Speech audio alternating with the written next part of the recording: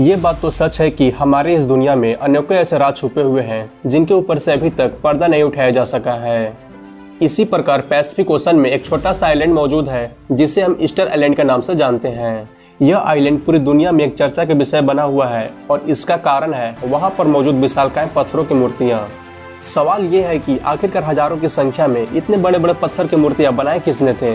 क्या वे किसी और दुनिया से आए एलियंस थे या फिर कोई इंसान? हेलो एवरीवन, उम्मीद करता हूँ आप लोग बहुत अच्छे होंगे। आज के इस वीडियो में हम जानेंगे ईस्टर आइलैंड पर मौजूद उन मूर्तियों का बनने का रहस्य। आखिर क्यों एक अनजान आइलैंड पर इतने बड़े बड़े मूर्तियों को बनाया गया, तो चलिए जानते हैं इसके पीछे की पूरी कहानी। आप वीडियो के अंत तक जरूर बने रहिएगा। तो चलिए वीडियो को शुरुआत करते हैं।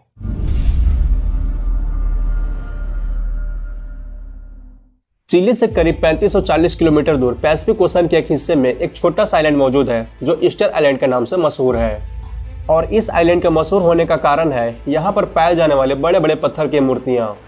यह बात है साल 1722 की, जब एक यूरोपियन एक्सप्लोरर एक बोट में तैरते तैरते गलती से इस आइलैंड पर आ पहुंचे थे।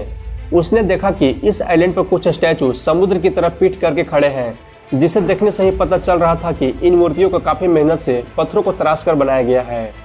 उस एक्सप्लोरर को यह आइलैंड काफी इंटरेस्टिंग लगा तो उसने पूरे आइलैंड को एक्सप्लोर करना शुरू कर दिया। फिर पता चला कि यह आइलैंड चंद स्टैचू से नहीं बल्कि कई सौ स्टैचू से भरा पड़ा है, जिनमें से कई स्टैचू खड़े हैं तो कई स्टैचू जमीन पर गिरे पड़े हैं। बस उस दिन से लेकर यहाँ आर्कियोलॉजिस्ट और एक्सपर्ट्स का आने जाने का सिलसिला शुरू हो गया। कुछ लोग इस मिस्टीरियस आइलैंड को सिर्फ देखने जाते थे तो कई इस आइलैंड पर छुपे राजों से पर्दा उठाने की कोशिश में लगे रहते। पिछले 300 सालों की कोशिशों के बाद एक्सपर्ट्स ने यहाँ कुछ ऐसा तलाश किया है जिसको देखकर यह कहना गलत नहीं होगा कि हम इस मिस्ट्री को सॉल्व करने के काफी करीब पहुंच चुके हैं।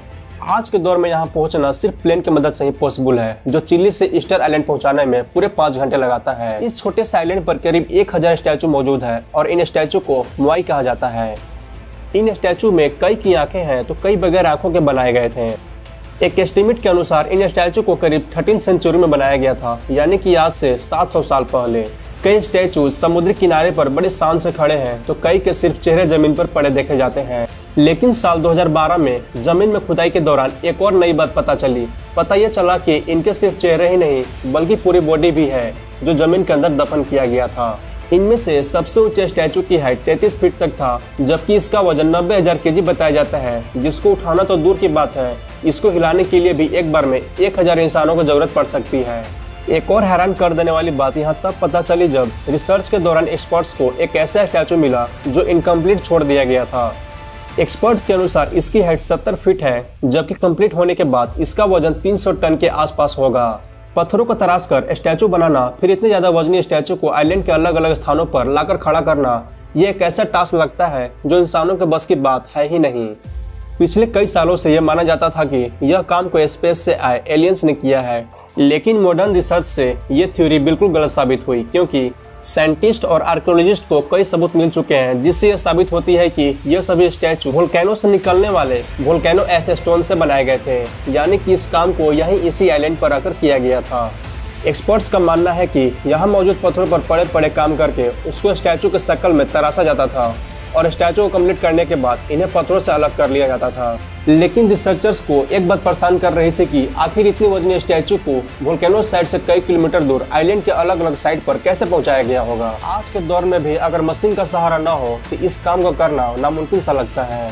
ये जानने के लिए एक्सपर्ट्स ने गिरे हुए सभी स्टैचू को एक बार फिर से मुआयना करना शुरू किया। सभी गिरे हुए स्टैचू में एक चीज कॉमन थी, जो स्टैचू किसी स्लोप पर गिरे हुए देखे गए वो मुंह के बल गिरे हुए थे, जबकि पीठ के बल गिरे हुए स्टैचू चढ़ाई पर पाए गए। ये देखकर साफ जाहिर होता है कि जब स्टैचू को ट्रांसपोर्ट किया जा रहा था तब ये स्टैंडिंग पोजीशन में थे और ट्रांसपोर्ट के दौरान ही ये गिर कर टूट गए। एक्सपर्ट्स का मानना है कि स्टैचू को रस्सियों से पकड़कर बैलेंस किया जाता था और फिर इसे धीरे धीरे चलाया जाता था।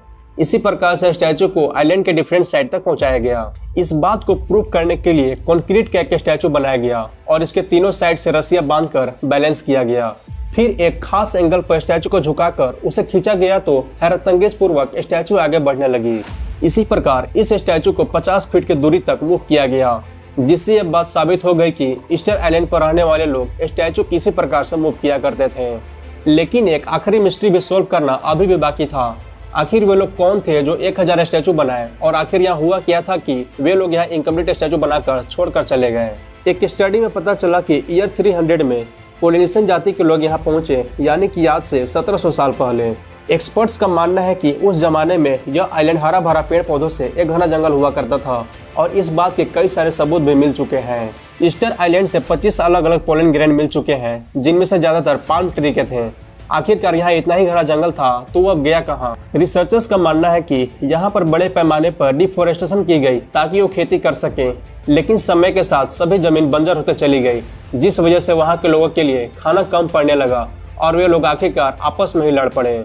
ईस्टर आइलैंड से कई सारे इंसानी हड्डियां ही मिले हैं जिन पर चोटों के निशान थे, जिससे यह साबित होता है कि वहां पर सिविल वार भी हुआ था। फिर आखिरकार एक वक्त ऐसा आया जो बचे कुछ लोग थे वहां से माइग्रेट करके कहीं और चले गए।